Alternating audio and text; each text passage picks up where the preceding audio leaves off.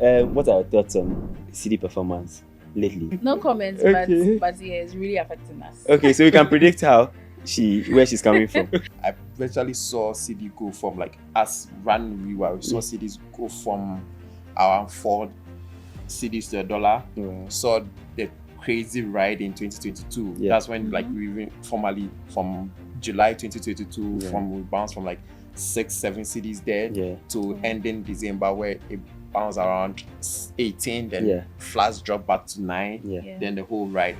So I'm hoping to see the ride back to that level.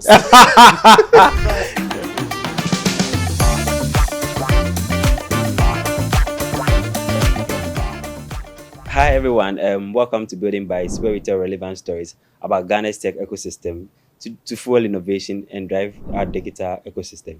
So today we have an amazing team here to share with us what they've been building the past 3 years. But before we have them, I want to remind you that this program is brought to you with support from Hubtel Academy, and the recording or the episode is shot in Hubtel Studios.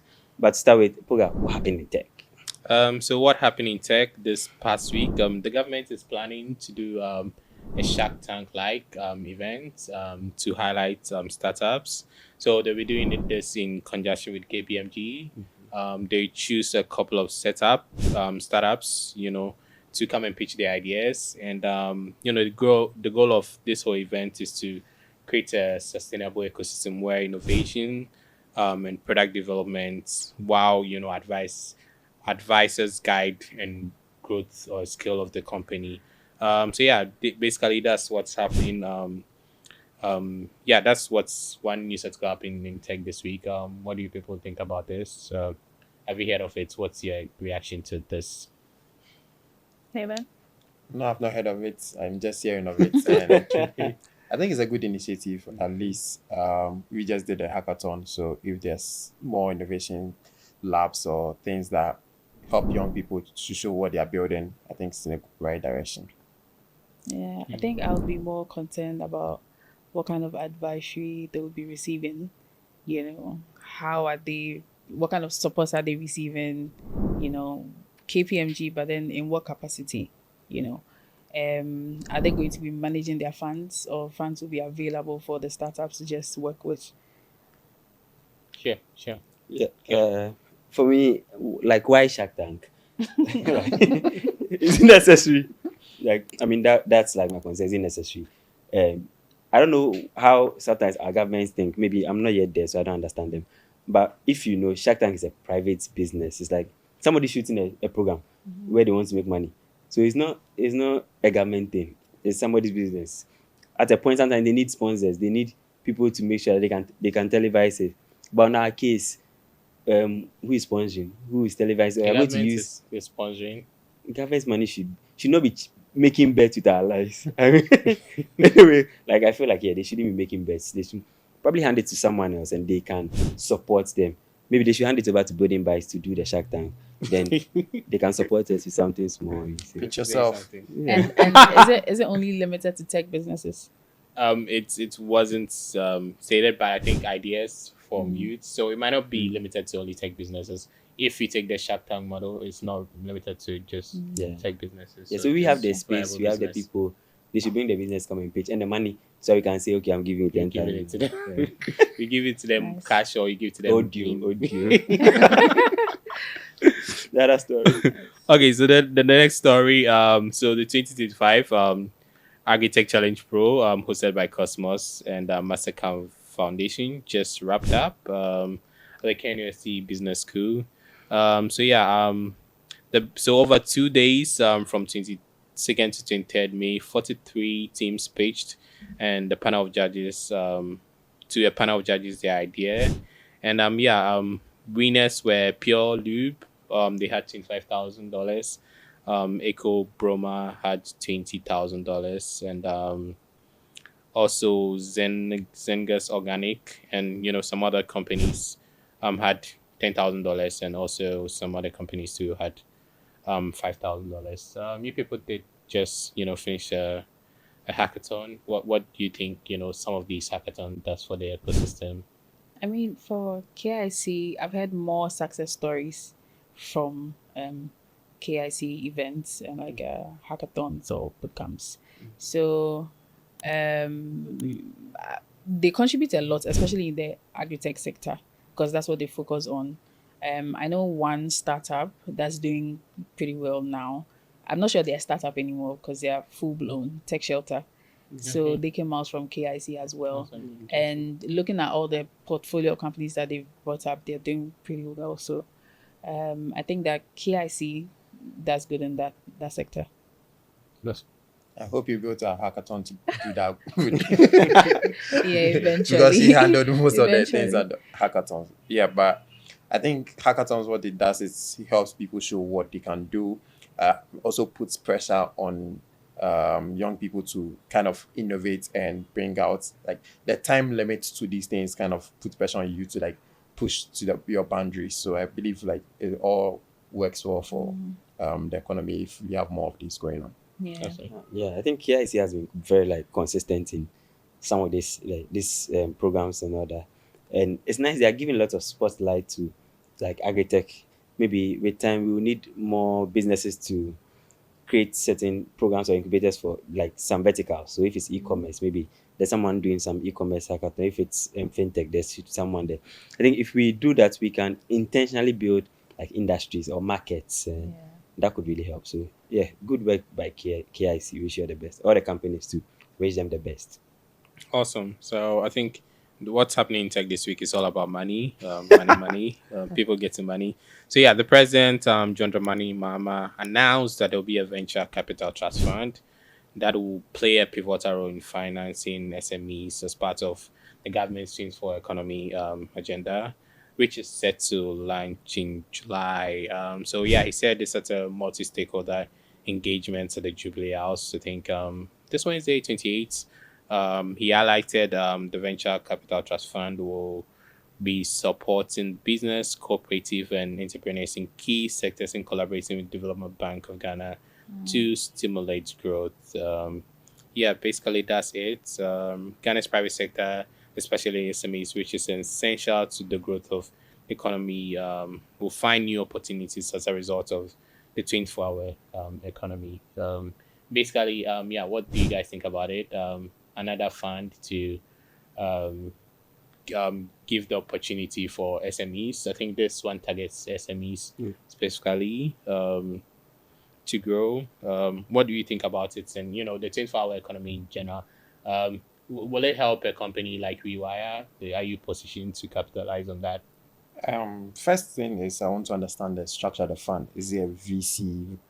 The word venture capital is being used, but is it a VC fund? Because I heard when you're reading, I heard a bank in there.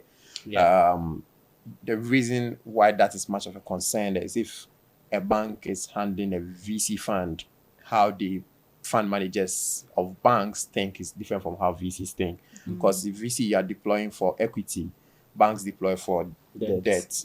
So we need to understand the structure well so that you can, as startups too, we can know, okay, does it fit our roadmap? Do we need equity now? Do we need debt? And how do we go about applying and all those things?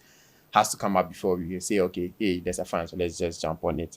And also, I think most often we've seen a lot of fund structures being done in the space that are more debt driven, but I've not seen much in the VC space. So we as a company, we pitch to investors, and most of the investors I was talking to are out of the space or out of Ghana. And more often than not, the question becomes like, why don't you have like angels or some VCs in your local markets in writing you checks? But there's no much VC activity here, or those VCs are willing to write smaller check size as a business that at the stage you are, you don't need that kind of capital. So we need like more VC funds that can even take like from the pre-seed seed stage to Series A stage, right? Bigger checks for businesses to grow, because venture money is what you use to grow, not debt. Okay, sure. Caleb, do you want to react to I think yesterday shared like the same sentiment on a call that for a market to grow, for a market to be attractive, there's a need to have local people participating. If you don't have local people participating, foreign people will not trust it. They will feel like this is like polished scam targeted to them. Because if no one in your market is, let's say, using your product, how do you tell them to come use your product? If no one in your market is supporting you, why do you tell them? So I think some of these things, like Eben said, it should come in stages. I don't know whether we have like real C stage, Series A, that kind of funds locally, but there should be some input to support even at the minimum. Even if people are raising maybe Series A or something, there should be a way a local fund can chip in something small to have their name on the cap table to show that support. If we can do that, that'd be great. So this fund, we hope is not going to be just debt. It will be equity, and to consider at various stages so that most people can benefit, especially local companies can benefit. Yeah. Awesome. So yeah, that's it for what's happening in tech. It's brought to you by techleaders.africa. Check out more news article at techleaders.africa. Yeah. Yeah. All right. Back Thank to you, you, Kelly. Poga. So we are moving straight into our talking bites today. We have our topic for today will be on solving cross-border payment challenges with WeWire co-founder and CEO Ebenezer Ghani and senior product designer Ebia Kwao. Did I get the name right? Yeah. Yeah, Ebia Kwao. So Ebenezer has 6+ years of experience in fintech and FX space. He's an experienced FX trader who has generated a lot of revenue and cost savings for his clients over the years. He has successfully executed trades, or maybe he, including WeWire, has successfully executed trades over $2 billion from 2021 to date. He successfully led the growth of WeWire in Ghana and the expansion into other markets, namely Nigeria, Kenya, Uganda, UAE, USA, and Canada. Obtained a license for the company in Canada as well. And Ebia Kwao is also a senior product designer, supporting the team building. She was one of the leads on their recent hackathon. So our conversation today is just going to be on how far they've come and what they have achieved with their hackathon. So to start with, in case you want to know, this is like a build up on our earlier conversation with Ebenezer that was on May 14, 2024, episode 2.13. You should check it out, where we spoke about how WeWire came up and all that. Maybe we might hit on some of the stories, but if you miss it, you can just go and listen to the episode. But to start with, welcome Ebenezer, welcome. Yeah. Thank you. Thank you. Yeah, building WeWire. The last time I spoke to you was close to like exactly a year ago. Yeah. Yeah, and we're sure we've missed out a lot of things. We've seen WeWire in a lot of communiques or public appearance. What's happening in those times? We can even start with maybe you can give us a general basic first before we go into the detail. By changing certain things to your intro. Okay. It's 7+ years now. 7+. It is getting big. Okay, it's getting bigger. It's getting bigger. Yeah. And you mentioned we have a license in Canada. Not just that, we renewed that license and we've gotten a license in Mauritius. So Wow. we are proud to say that we have a Treasury license in Mauritius. Okay. And maybe this year we added one. Maybe next year we will have like 3 more licenses to announce. So yeah. You have one in Nigeria as well? Or not yet? We are working on that. Okay. So we are working on Nigeria, we're working on multiple ones in Ghana and other markets. Let's start with the license. Maybe a little bit premature, but you have a Treasury license in Mauritius. For the average person, what does that mean? For a business person, what does that help WeWire do for them? Okay, so our basic solution we offer businesses is cross-border payments. We've been doing that for some years, but we wanted to expand on that. We had problems or we faced barriers around banking, and that's what we saw that the customers we had were also facing. So we needed to get some licenses and also needed to build some rails for our customers. So what we then did was to acquire licenses that can give us rails to offer banking to our business customers. So now we were able to offer banking solution. So we were able to bank, let's say, a Ghanaian entity. We can be able to offer them offshore banking in USD, dollar, GBP. And the Treasury license in particular is not just to sit and just offer the banking account, but offer products that gets customers sticky. So what we'll be launching in the next few months is invoice financing. So cross-border related invoice financing. So say importer in Ghana is buying things from China and they need to finance a transaction. How do they finance it? How do we say internally we have a model that we are working with, say how do we take a business that has $3 million worth of funds and let them be able to purchase $10 million worth of goods. So those are the things that we are working on. So that's why we are getting the licenses to make sure that we offer that service at scale. So effectively, it makes you a bank. doesn't make you a bank or something close to a bank? That's what we call banking as a service. So we work with banks. And our model is we integrate directly with banking partners and be able to offer the solution in a cost-effective way to customers that the banks themselves cannot be able to do it. So, for example, some of the customers we have cannot go to the banks and get the FX rates that we are getting for them because just as a singular customer, you are not having that much volume. But when we go to the bank as with our customer portfolio, we're able to negotiate well and be able to spread the cost across board. Man, awesome. Recently, I think we were speaking with a founder that was like some weeks ago, and he mentioned how WeWire was able to like help them pull their funds in the close to the exact FX rate or the FX amounts as they had raised internationally. He was excited, like really happy. I mean, he spoke very good about you guys, and this was a double-digit USD amount. So yeah, it was nice to hear that. But I usually didn't see that possibility as well. I just thought it was more of like maybe perform just trades. So if I'm not performing trades and I also want to move certain amounts of money, I mean legally, how do you solve some of those challenges? Is it the same way you do it performing trades as well? Yeah, so we started doing FX, but FX doesn't sit on its own. So we realized that we were solving one part of the value chain, which is once customer wants to convert from, say, CDs to dollars, that's when they come to us, or CDs to stable currency, they come to us. We are built on the stable currency infrastructure. So what we decided to do is offer banking rails, because most of the businesses, the problem they have is, or they are able to accumulate money gradually and convert. So for example, your business is you buy goods, you buy, let's say, 100,000 every 3 months. Your customers are $100,000 every 3 months. Your customers are paying you, say, 50,000 cedis weekly. So you can then, every 50,000 cedis you collect into the bank account we give you can then convert it to dollars and hedge the position. So the point where you accumulate everything. But in the initial model, you realize that someone there collects wait to gather everything before coming to convert.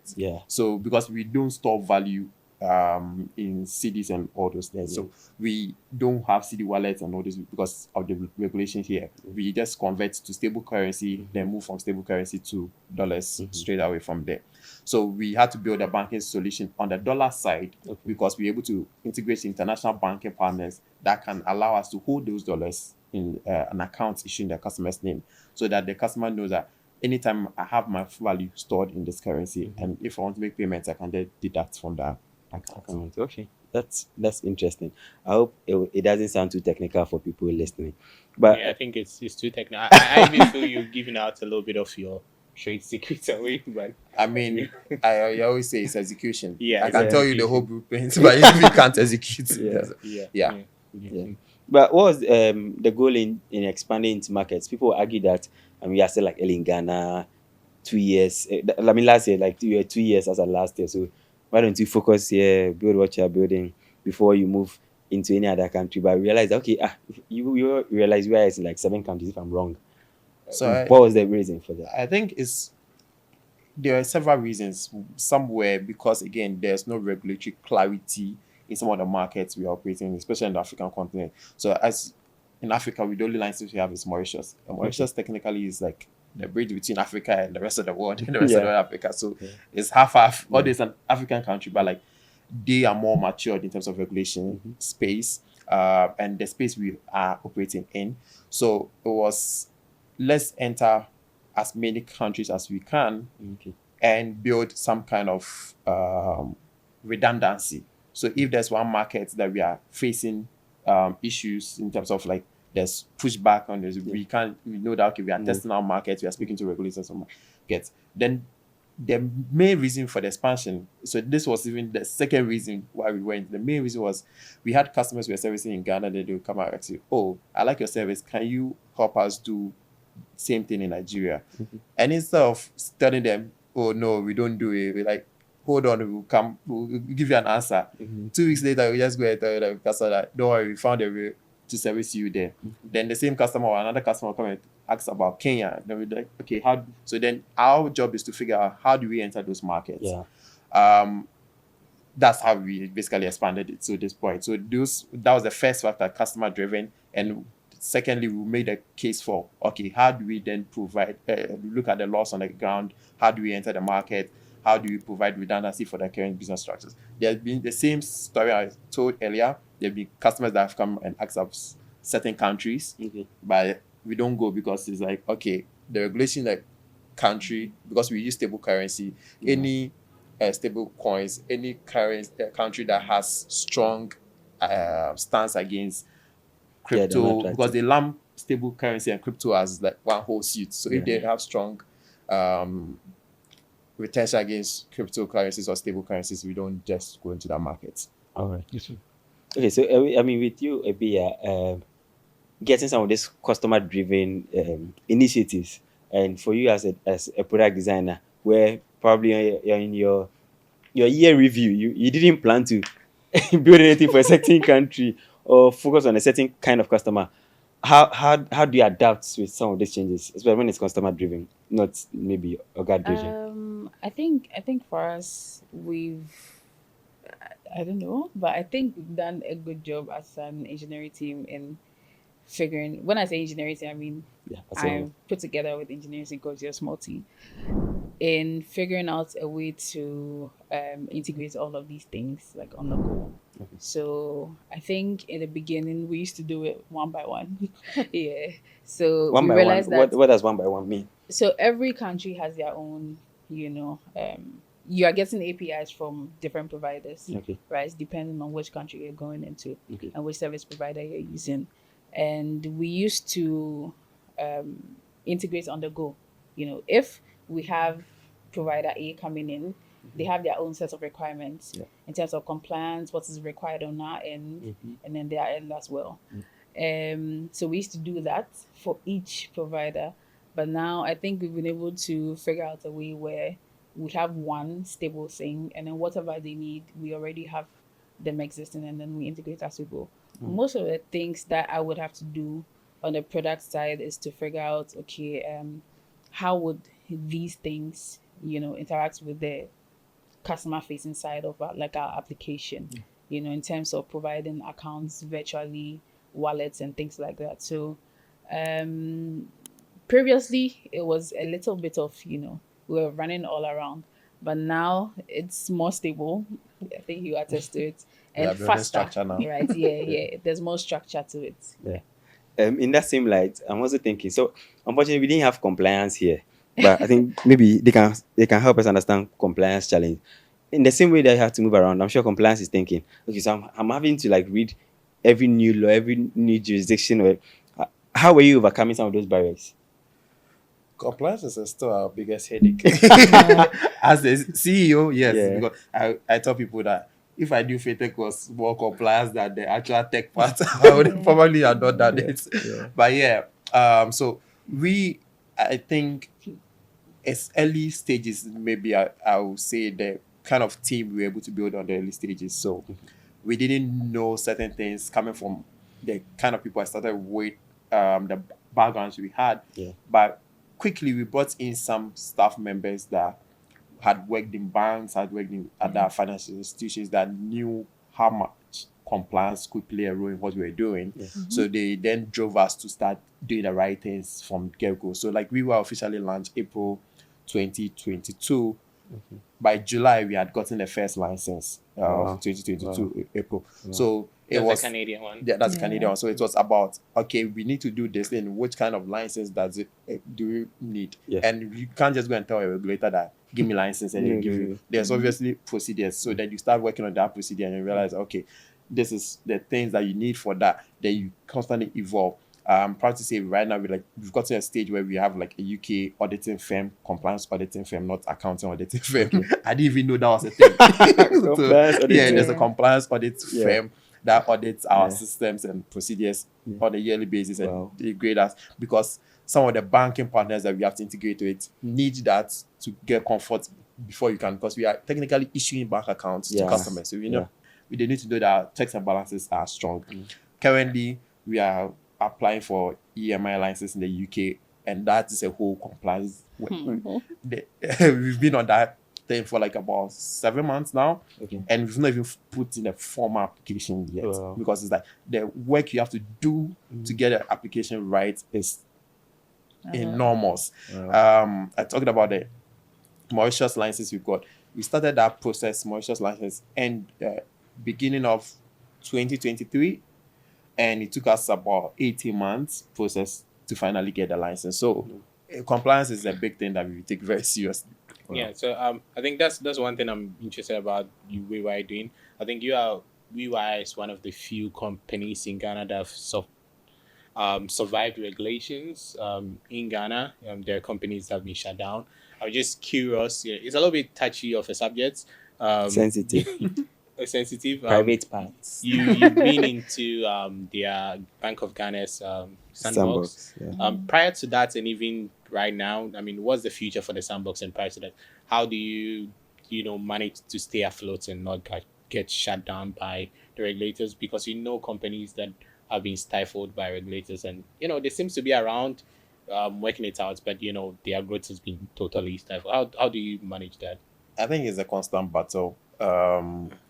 I would say, yes, the news is out there. We got accepted into the in Ghana, Bank of Ghana's Sandbox, but that was a short-term Sandbox. So just to clarify, that was a short-term Sandbox. After that period of duration, I think it was 8 weeks or 6 weeks.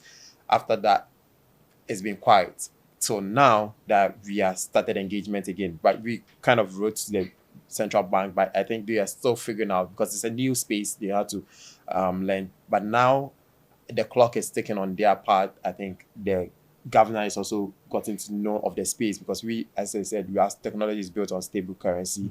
So now they want to regulate the space formally, and it's going to be a formalized Sandbox.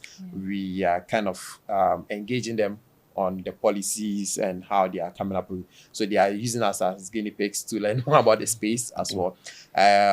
Last year, we had like a sit-down meeting with the central bank as well. There are certain things that we also flouting. Right? We had a CD wallet system, and they told us you hold that thing to your chest. You can't have a CD wallet. So we just comply and remove those things and make sure that we build a structure in place where, for us, from beginning, I think that is also industry knowledge maybe we had in the starting was we stuck our business to B2B, not just because we don't want to serve consumers, but because we know what regulators care about more.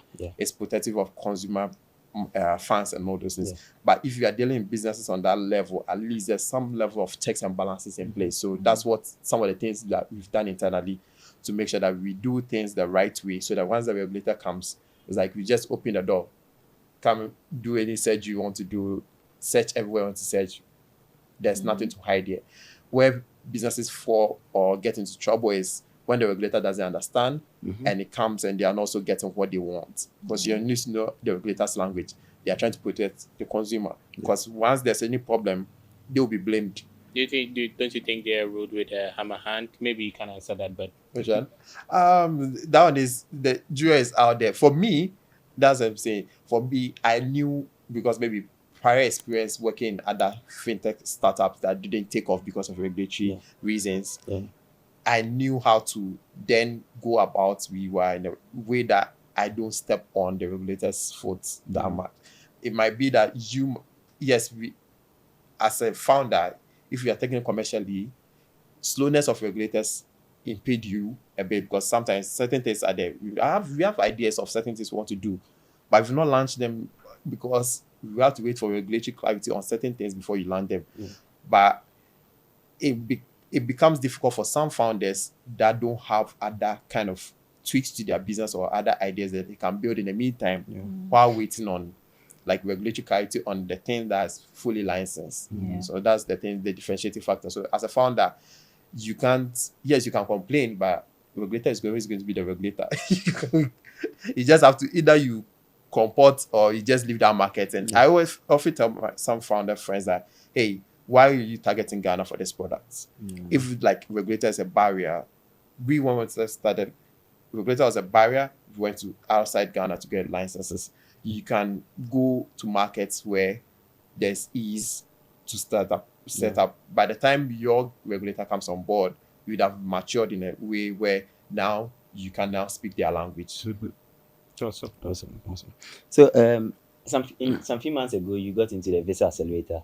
How many business Ghanaian startups? Probably like 2 or 3. 2. I think we're in the same course as Affinity.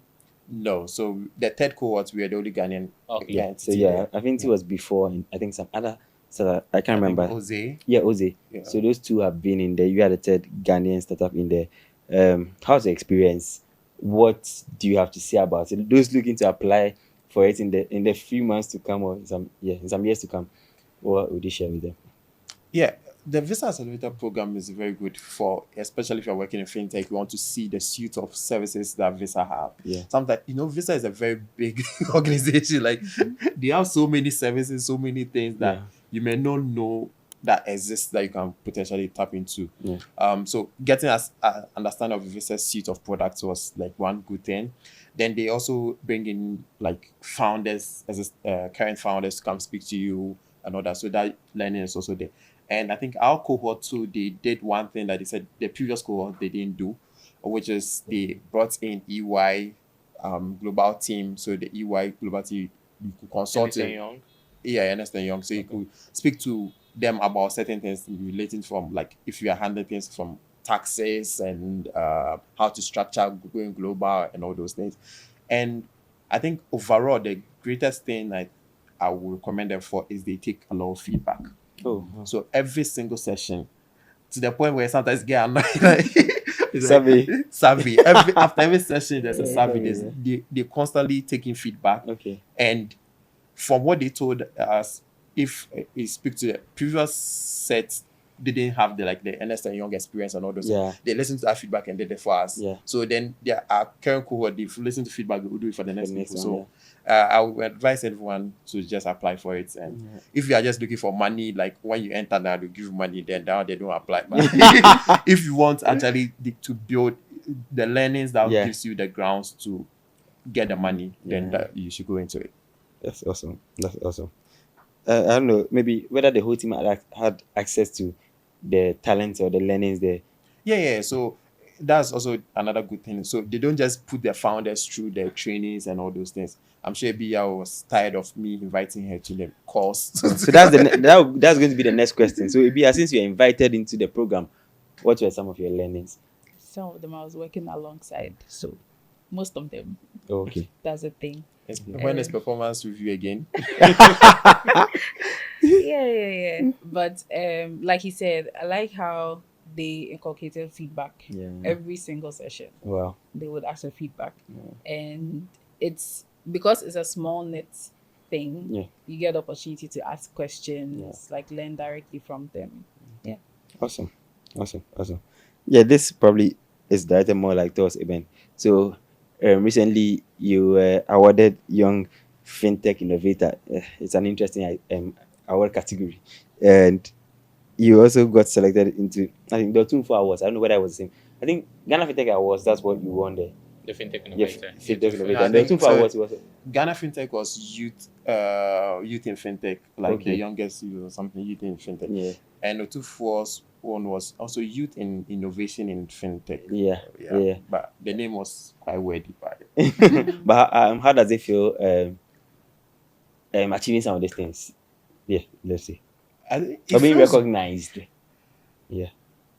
It feels good, and sometimes it also I don't know. I didn't used to be the type of person who was into these awards things and all these things. But one thing I've come to learn from it is it gives you exposure. Okay. And it gives you the recognition itself, gives you open doors. Yeah.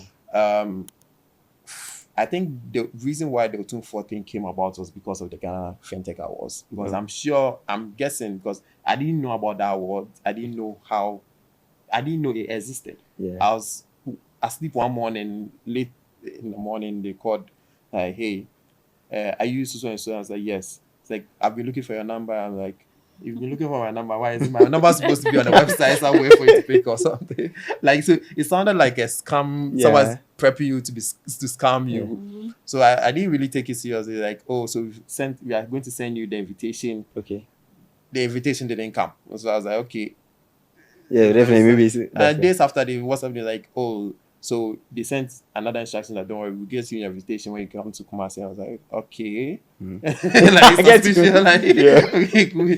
But yeah, as time went on, and I think later on I saw an ad on it. Okay. And that ad also threw me off a bit, but yeah. It was when I got there, then became like, okay, this thing is actually real. Yeah. So far as any doors open, as any conversation started, so far to say. Yeah, I mean, now people kind of recognize who you are. Yeah. And I think as an entity, we don't do broad-based marketing. We don't do like a lot of things out there maybe just on our social media. We are not like pushing ads and all that. Yeah. So a lot of people don't know you, but this gives you brand exposure. Some people may not even know who we are, but like they know me, then they're like, okay, they'll be curious, what does this boy do? Like, what is this person that has collected an award? At least that gives brand exposure to the company. Yeah. So in totality, I'll say it has opened some doors. I hope it opens more doors. I hope it opens doors to the fans that are coming so that they write checks. Interesting. So you are engaged in like money finance. CD dollar has been happening for a while. By the time this episode will be out, I don't know where it will be. I hope it's not. I'm not mentioning that before some people come to chew me. But it will be at a good rate. What are your thoughts on CD performance lately? I think I'll start with Ebia. Well, personally, I have my own. I think I'll leave my personal. I wish I could ask you, are you paid in USD? No comment. I think that's the separation of how people answer the question. No comments, but yeah, it's really affecting us. Okay, so we can predict where she's coming from. It's really affecting us, but I think it will talk more on the company side because go ahead. We all feel the heat. For me, I like that the CD is coming down. Appreciating is going up against the dollar. I look at the screenshots I was taking some years back. I virtually saw CD go from like as run WeWire. We saw CDs go from around 4 CDs to $1. Wow. Saw the crazy ride in 2022. Yeah. That's when like we went formally from July 2022 we bounced from like 6-7 CDs there to ending December where it bounced around 18, then flash drop back to 9, then the whole ride. So I'm hoping to see the ride back to that level. Definitely the business makes more money. Yeah, but I think CD appreciating is a good thing. Yeah. The only thing maybe I'll be worried about is our current, price levels reflecting the performance of the currency. Yeah. I think this has started in certain fields. Petrol has gone down, transportation has gone down. Yeah. So hopefully it would affect other fields. I think on the fundamental level, the drop is too steep at a short period of time. So it takes time to trickle down to everything. So for example, like corporate goods that they are selling, they've already bought them. Some people have taken hedges. So yes, the social sentiment that will say that drop your prices because dollar rate is down. Yeah. When dollar rate drops on there's the board rate that has dropped. Doesn't really mean that the person bought those things. Some people are hedged because the invest was happening. So some people have taken positions that hedge them. Yeah. I'm sure there are some companies that they are hedge assisting now. Yeah. So for the next quarter or next 6 months, they are still hedged there. Yeah. So I think for the general public, we should sometimes understand some of these things and just also know that it takes time for the real impact to be felt. Yeah. But hoping that also vendors don't take it as use an advantage to keep prices there forever. We understand that they are going to pay, but like they have to also. So I think if there's a way that finance ministry and the central bank can artificially slow it down. It's like, we know it's dropping her, but if you have excess dollars, just pull some out. Let it slow down a bit. But I also hope that it doesn't just end up like the way it happened December 2022. Came down, shot up, came down. And then I think that's when Y started, closing off on Ghana CD from USD to it was CD. A big issue. Yeah, it's a really big issue. Yeah, but I also spoke to a founder recently and she was happy. Basically, she raised money at $1 at 16 CDs, and now she's going. I mean, for the part that is debt, she's paying back at like to 10. And they said already she's made profit. So if the money doesn't do any work, she still has some profit to make. So I think now we don't know whether posterity will judge everyone, but let's wait to see. So we want to go to the hackathon. I don't know whether it was because of your 3-year anniversary, that's why I did the hackathon, or what the reason. What was the reason behind doing Hackive by WeWire? Why looking at me? You go first. No, you go first because I told you we should do it. Why did we do it? So, What was the the reason he wanted us to do it? He go first. Now I want to hear your reason. Why? What reason? Well, There's a my reason as boss a gave me the company. instruction. Yeah, so I think it didn't have anything to do with 3-year anniversary. Okay. It was just the bouncing off there. Like we've been like trying to recruit more talent and trying to like identify where people are thinking or what problems people are considering solving. Yeah. Because we identified that in the space we were, there were a lot of problems that we encountered or certain things, bits and pieces of your business flow that I felt like that alone should be startups on its own solving different those problems. But what the sense was, you encounter some problem and you're like, okay, this is a startup on its own. We can build a solution ourselves. Yeah. But rebuilding the solution ourselves takes time from the core business we are doing. Yeah. So then how do you get people to people thinking about this in the first place? So the whole hackathon idea was like a blank canvas. It's like we just have to go in and see. We are freestyling. We are not going to put any structure to it. It's just going to be a learning process. Okay. So we opened it up and it's like, okay, if we want to learn, how do we figure out how we will learn from the market? Okay, maybe let's just control. We need smart people and ask those smart people what are they thinking about? What is the problem they are trying? So I think the first day we went into the hackathon started. They came in. We selected. We got how many applicants? 97. 97. So out of 97 applicants, we had to draw it down to 10 people. Okay. 10 people who didn't know each other. We came first day. They were like, okay, so what are we building? Yeah. Okay, yeah, a cross-border company. Which problems are you giving? Like, we are not giving you any problem. Take out your problem. And you could see on the faces of some of the people, like what is this? Like, because some people had gone through like 2 or 1 hackathon. I think quite a number of them had gone to another that gave them Fintech that gave a boundary. And they were confined to building certain environments. So like saying that it's open-ended. Think of you are partnering, how you even partner with someone. We just open-ended it. Choose who you partner with. Some people went and started pitching the other person. So when we were doing introductions, some people were taking notes and pitched themselves to other people. Some people too just got their partner by luck. Like, okay, everyone is selected. Let's go with the person left. So it's been a great learning experience, the whole. You're kind of like a program manager on this hackathon. Why were you enthused to do it? For me, it was a nostalgia. Coming from Ghana Tech Club, Developers in Vogue, all of these like different boot camps and things. I was just happy to go on that journey again. Like, be in the perspective of, those that were doing it for us at that time. Understand what kind of purpose they had, what they envisioned as becoming, and all of those things. Because I would say that those things made me who I am today. Wow. I mean, that was literally what started my tech journey. Fun fact, I met her during that period. Yeah. Whoa, true, interesting. Yeah. Interesting. Yeah, it's a long story.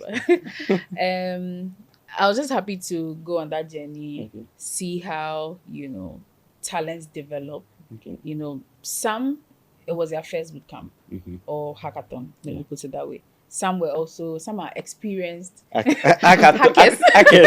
Some are experienced hackers. But I think through it all, we also targeted fairly young people and young graduates and things like that. So we see that you have even students, taking some initiative, and then you realize that they have some experience that even I didn't have at the time when I was in school.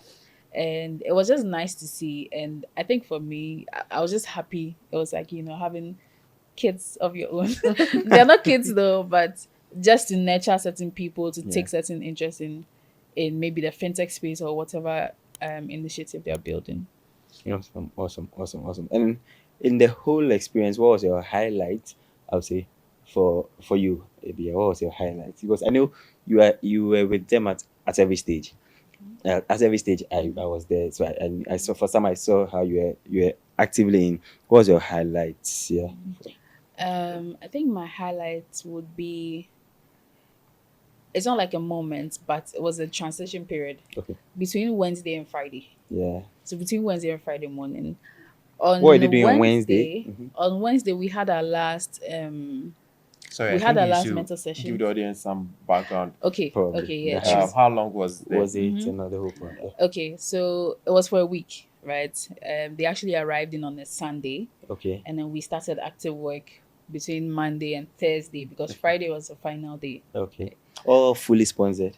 All fully sponsored. Just like Eat Sleep Code, literally. Eat Sleep Code. Okay. And they said the food was too much. Yes, they said the food was too Wow. much. So next year they'll be eating twice a day. Okay. Yeah, so that was a period they had. Yeah. Technically they had 4 days to build a solution, to like meet someone you don't even know. Brainstorm on ideas with them, come up with a solution, and then build something, like an MVP or a prototype to show us. And as at Wednesday, I realized people were still struggling with what they were going to build. Okay. Right. We had a mock pitch on Thursday. The outcome wasn't really what we wanted. But then on Friday, what happened between Thursday and Friday was a miracle, because on Friday, when they rehearsed their pitches again, it was far better. Yeah. It was like a 60% jump from the night before. Yeah. We'll be hearing from them soon, so don't worry, you tell us what happened. From the night before to the Friday. Yeah. So, I mean, something happened to me. I don't know whether I can talk about it, but the stress ended me in the hospital. But on that Friday morning, but then, so I couldn't make it for their pitch on Friday. But feedback I got from the team was that it was wow. And even though I wasn't there, I was happy that they were able to put in the work and like come out with something like far better. Because seeing them, what they pitched on the Friday night, to me it was a huge jump between Friday and Thursday. I mean, between Thursday and Friday. Yeah. Awesome. And all this was targeting. Was it targeting like cross-border payment issues, or you didn't even carve it or confine it to that space? Well, for the team, we wish it was, but I think the team wanted it to carve it to the sector, but I was like, this is our first hackathon. We want to see what people are thinking about, what solutions they want to build, and all those things. So that we shouldn't just limit people to come and say, because you have to build something in this space. And we got our answers. I think we are taking notes from this, and going forward, we will see. We'll be trying. I think for us, it's more of an experiment thing. So we'll be trying and testing things. A $10,000 experiment. Yeah, and maybe for those who didn't know, you had some mentors around from various. Can you recall some of the mentors or some of the things they shared so people can have? I think that should be the participants. That's fine. And what was the prize amounts to? I mean, you can sum all these things up.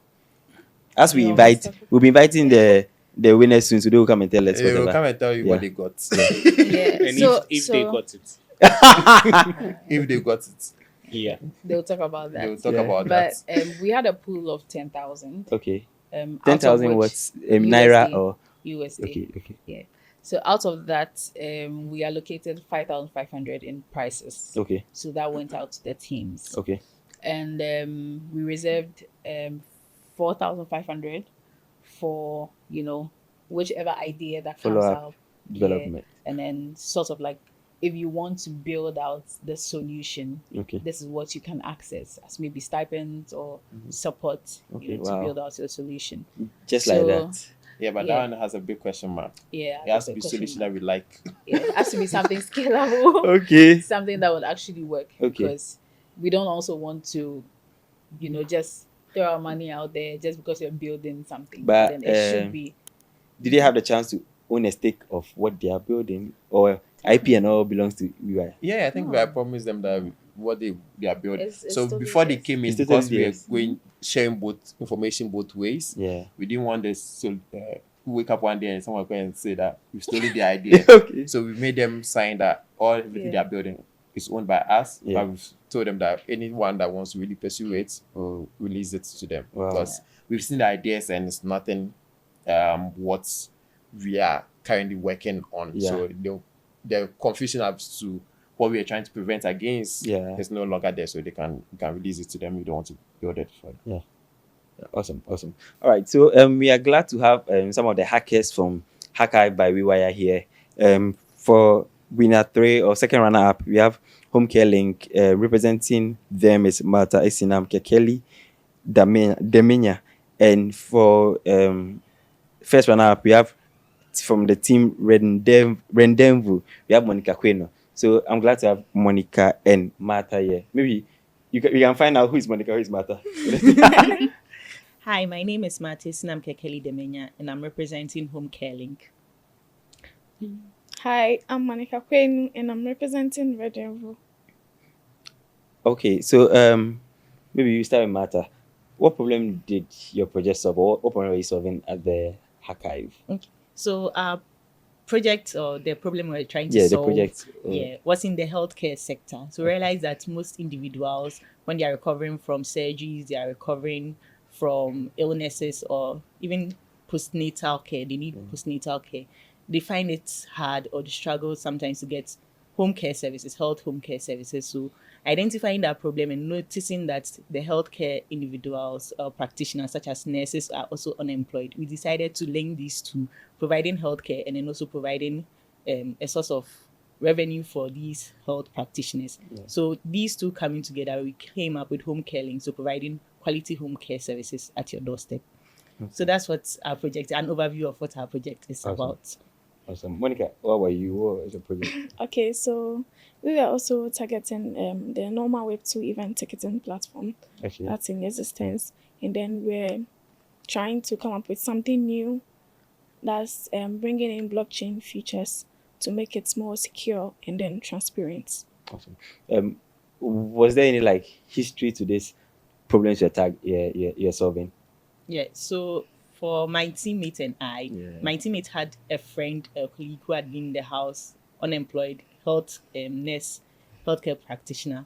And then I also have friends and relatives who had recent surgeries, and then they were recovering in the house, and then they wanted basic health care. And then going to the hospital, some of them, they don't stay near a hospital, a health facility. And then others too, they were like, why don't we have something like that in place? So thinking about that and conversing with them, I realized that this is something we can try and solve. So my teammate and I joined those two, and then we came up with our solution. Awesome. Micah?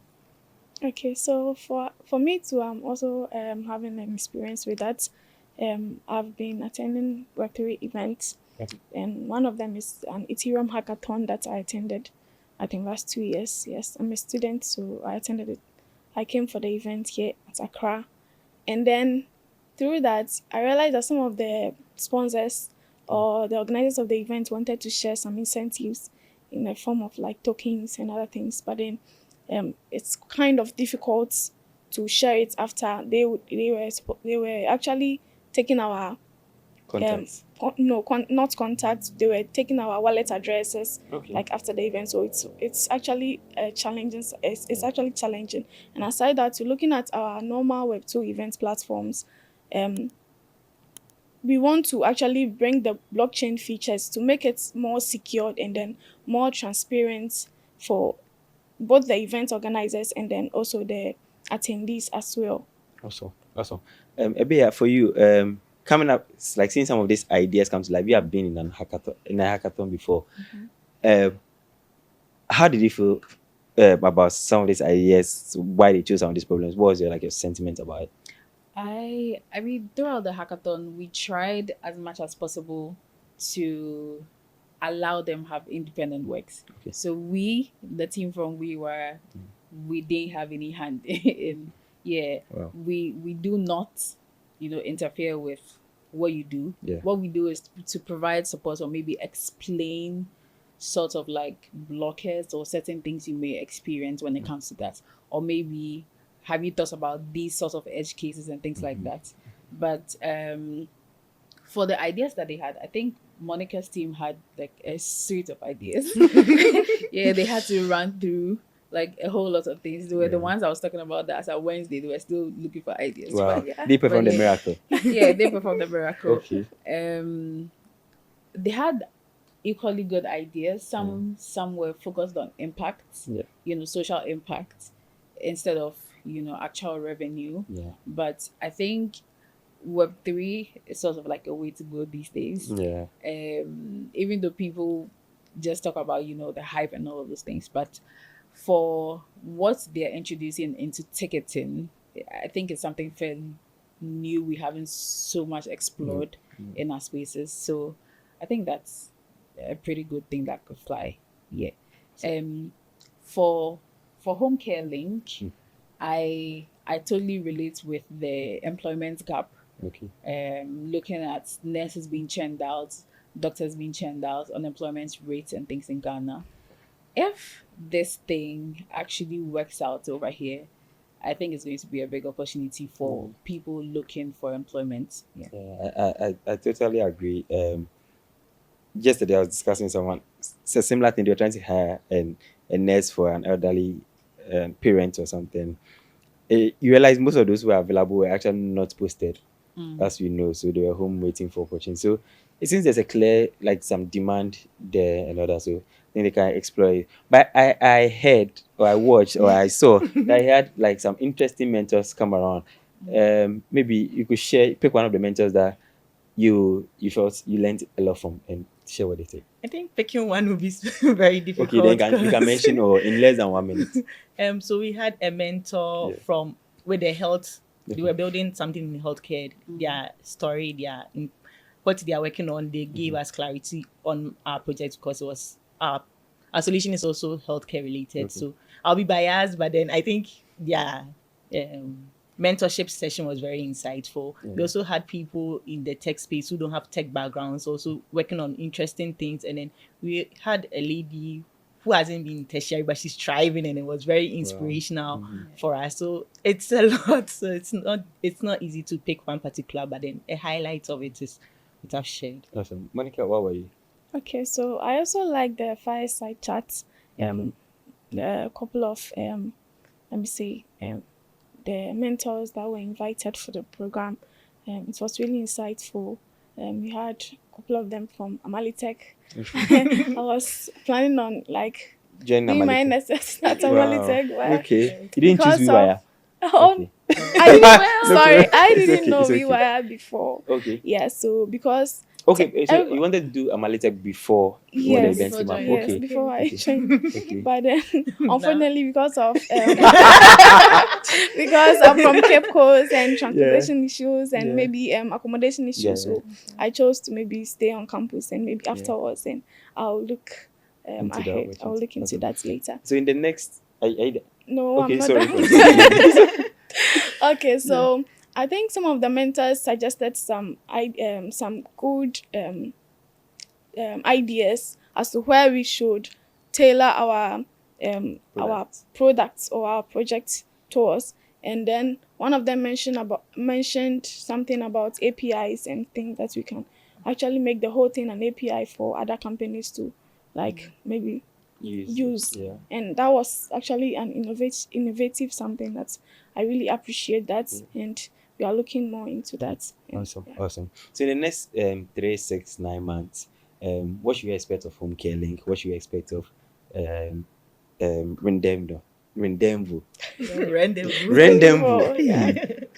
Okay. So currently we are, because it was a hackathon, everything was in a rush. Yeah. So we are going to take a step back, reevaluate everything we are working on. We are also looking at piloting. We are hoping to work with WeWire to better our product. Can I call it a product now? You can call it. So it's yours. We are working on improving on it, and then we'll take it from there. Awesome. Okay, so for me, I'm a product designer, so I won't say. She's a product designer. Okay. So I actually presented a UI. We didn't code, and unfortunately for me, my teammates also was a data analyst, so it was hard for me. So we had to collaborate, and then we came up with a design to present as a demo for the hackathon. So what's next then? We are planning on adding, getting some developers who are into the Web3 space, who are good in smart contracts development and stuff. And I already know some people, as I said earlier, because of the Web3 events that I've been attending, I've been connecting with some of them. So I know some of the developers, Nathaniel, Delali, and some people that I know that they can also help in bringing the product to life. And with the help of WeWire, they will be able to support us to bring the whole thing to life. So I know there's like 4,500 USD bank there. Maybe you can access. I'm wishing you all the best. Thank you so much for joining us on this episode. So we'll be calling the winner of the hackathon. The winner of the hackathon will be joining us shortly. So we have our winner for the Hackive by WeWire here, Emanuela from Zenya. So Emanuela, we're glad to have you here. Thank you. What was Zenya about? First of all, the problem we were trying to tackle was that we realized that individuals often struggle with finding affordable remittance compared to like remittance platforms. And then businesses who also operate in multi-currency expenses, they struggle with like complex exchange rates. Not necessarily, not exchange rates, reconciliation. Okay. Yeah. So we built Zenya to be a 2-in-1 cross-border intelligence suite. So it contains two core features. So it has a remittance comparator and a multi-FX manager. So the remittance comparator gives you a list of remittance platforms which are sourced using real-time using public APIs, payment platform APIs. So you can see like a list of different platforms, and then you get to select based on what you're looking for. So we have an option to filter. So you can filter based on the highest rates, lowest rates, speed, all of that. And then the multi-FX manager was built for businesses who operate in multi-currency expenses, such that they can reconcile their expenses in a base currency of their choice. We also have had an AI feature to show you like your tracking, like analytics essentially. So you can see where like the majority of your money is going to, how you spend your money over the months and all of that. So that's what Zenya was. I know we definitely had like a bias for this. Even how did you feel seeing or hearing of this product? So I think we've gone through the series of events. On the Thursday, we had a demo session. So that's when first I heard about the idea. And when I heard they had one, I was like, I hope there's no WeWire person on the panel, because I was not on the panel of judges. And like, I don't think there was anyone from the team on the panel of judges. So I think I would say it's fair and square that maybe they presented a good case. Knowing Manuela, she's a good talker. She's a good salesperson. So I'm sure she was able to sell the idea too. Sometimes when this hackathons is about who can sell their ideas. Definitely at that moment. But they had also built a good product in terms of the product. The Thursday evening when we were going through, I was impressed with like the short time they had, what they had put together in terms of actual products, like screens that they could demo. So I was happy to see that they won. Awesome. So for you, Manuela, why this problem? Why did you choose this one? Okay. So we had quite a number of ideas, but I think we settled for this one because I would say it came from a place of personal pain. Mm-hmm. So I'm an international student, right? Okay. And when I first arrived here in Ghana, one thing how I had to change my money was like I had to go like on WhatsApp platforms that had people who had like Naira to CD, and at the time the rates sounded good. I mean, the Naira is very, but it's been performing worse. Okay, you're not having that conversation here. Okay. Okay. So I mean, at the time I didn't know what rate was good and what rate was bad. Yeah. So I think this idea came from that point of pain. Essentially, yeah. Okay. That's what. And for you, what mentorship session touched you? Or yeah, That's just one. You can sum it up if you want to. Okay. So we had quite a number of very insightful sessions, but I would say some of the ones that stood out to me was, can I say names? Oh, mention names. Okay. So Mr. We'll send the invoice to them after you mention their names. Ikena, Mr. Ikena, he works at Fido. Okay. I think he's a quality assurance manager. Yeah. So I think his session was very, I really liked it because he helped me like streamline my career path in some way. Because for the most part, I find myself doing a lot of things, and yeah, I won't want to go too much into the details. And then another one, unfortunately, I don't remember his name or where he was from, but his feedback really helped shape what, like, the final product that Xenia was. She's a trader. Like, when I say trader, like a forex trader. Okay. And Tyrone. Yeah, that's his name. He's a forex trader, and I was opportune to have a one-on-one session with him eventually, and his feedback was what, like I said, shaped Xenia into what it was. So when we gave him the idea, he liked the idea, and that just helped validate what I was thinking, to know that this was a real solution, a real problem that people would like a solution to. Yeah. Okay. This wasn't planned, but what was like some of the considerations to choosing like mentors for them? Because I can see for somebody in home health, they felt like there was a mentor addressing that. For someone who like something with exchange rates or that, there was like somebody to relate there. Did you look at certain criteria to choose like mentors of? Yeah. Well, now we're talking about it, starting to look like we planned the mentors according to the sectors we're building for. Okay. But it's just sheer luck. Wow. I mean, I think some of the mentors came in from Eben. Okay. And some we just invited because looking at their background, we thought they had technical experience in such things to like help guide, people and building ideas and things like that. So that's just how we reached out to people. We had people recommend other people like Nanaya from Amali Tech. Okay. He came in from Product Circles. Okay. So that was a very good one. Awesome. The rest of them, they've done amazing work in their individual spaces. So that's basically how we went. Okay. Maybe by share, like next time we should bring you out, storytelling. You'll be like amazing on that. So we'll try that and see how it goes. Anyway, in the next 3, 6, 9 months, what should we be looking at? What should we be expecting? Okay. So Xenia, even after the hackathon, it's something that I've had conversations with people about, and it seems to me that it is something that people would be interested in. Okay. So in the upcoming months, we plan to, of course, do a lot of refining, a lot of research, and then go on to build like the full solution and have like test it with real users. Yeah. And then, so you see, the goal is to build MVP 0. So we decided that we're going to build it in 3 phases. So MVP 0, 1, and 2. So the goal is to build MVP 0 such that we can build trust and a customer base for when we would now move to our MVP 1. Yeah.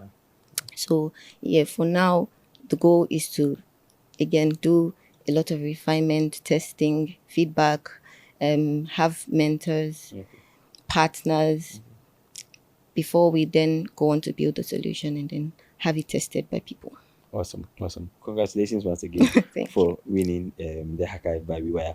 So on our final words, Ebia, what do you have to tell us? Just like you made the hackathon open-ended, I've also given an open-ended question. Well, he made it open-ended.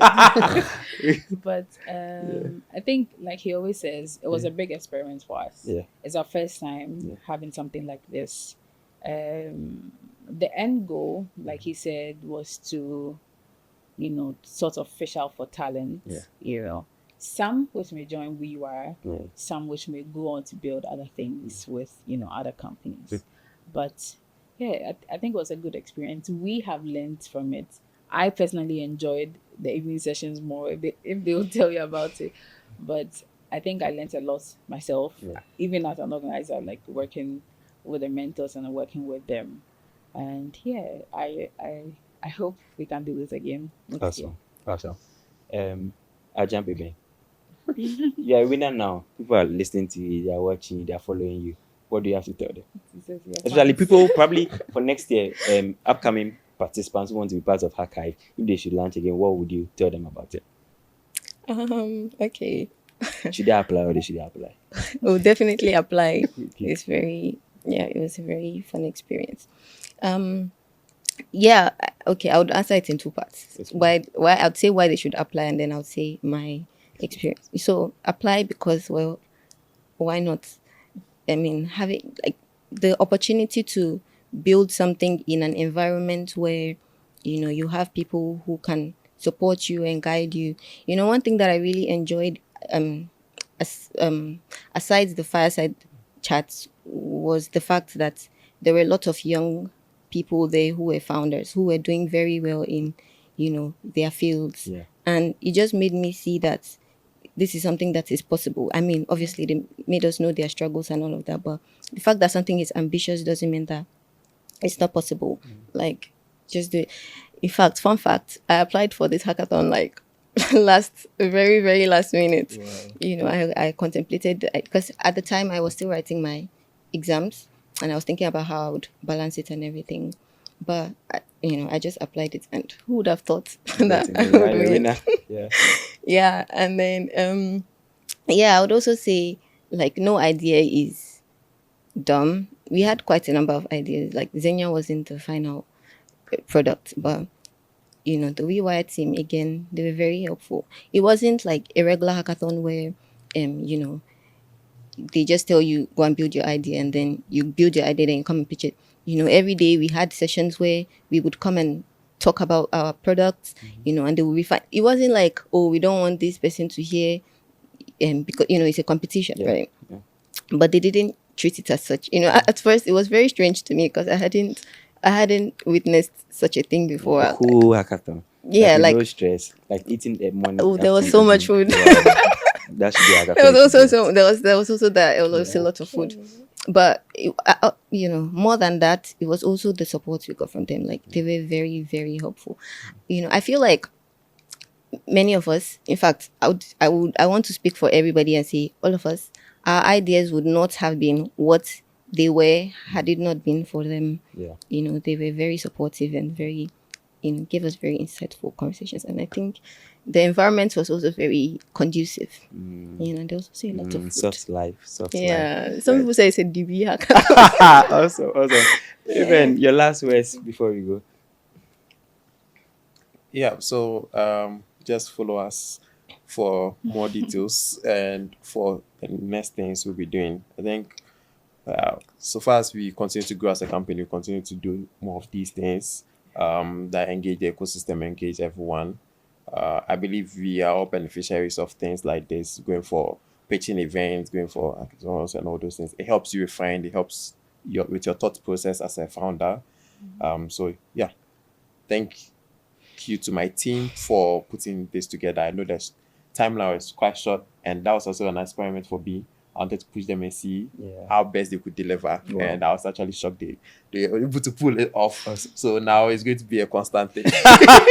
They've already started seeing it. So now everything has a short deadline. We have to because we are competing on the global scale. So I thank them for continuing to join me on this journey and continue to deliver. So that's all. Awesome. Thank you so much. So before we sign off, we want to take a few opportunities. So on opportunities, we have the Ideas Competition Ventures, which gives access to 100,000 euros to for your next stage of building, tailored advisory, ecosystem networking, and eligible countries are Ghana, South Africa, Nigeria, Rwanda, Tanzania, Kenya, and applications are from the 15th of May to 30th June 2025. So if you're interested, check out the footnotes or the description to be part of it.